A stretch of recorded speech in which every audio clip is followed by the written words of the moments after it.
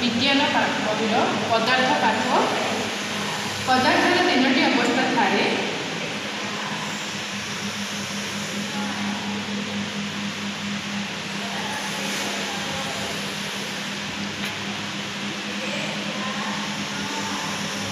कठिन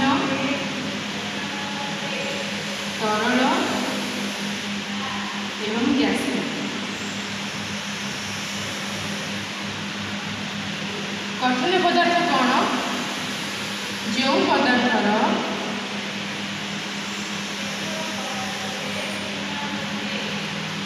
निर्दिष्ट आकार आयतन एवं वस्तुत्व थाए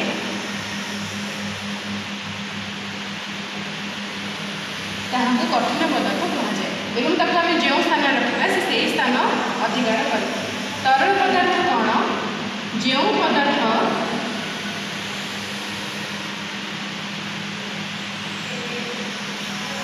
निर्दिष्ट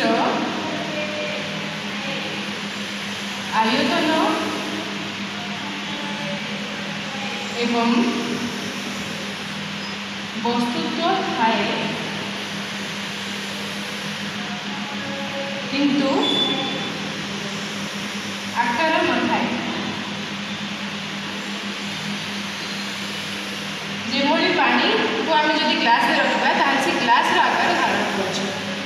गैसीय पदार्थ कौन जो पदार्थर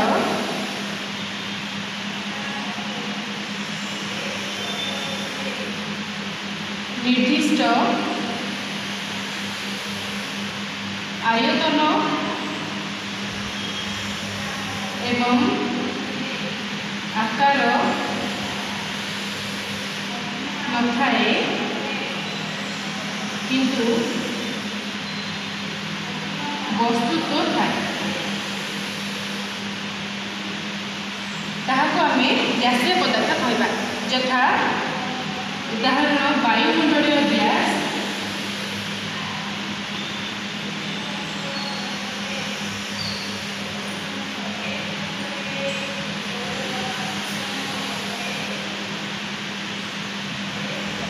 वायुमंडलीय गैस अर्थात जबक्षारजान अम्लजान और अंगारकाम्ल पदार्थर 3टी अवस्था आम पढ़े कठिन तरल गैसीय। कठिन पदार्थर निर्दिष्ट आकार आयतन और वस्तुत्व थाए ताहाको आम जो स्थान रखा से स्थान अधिकार करे। तरल पदार्थर निर्दिष्ट आयतन और वस्तुत्व थाए किंतु आकार न थाए ताको आम जो जगार रखा से जगार आकार से धारण करे।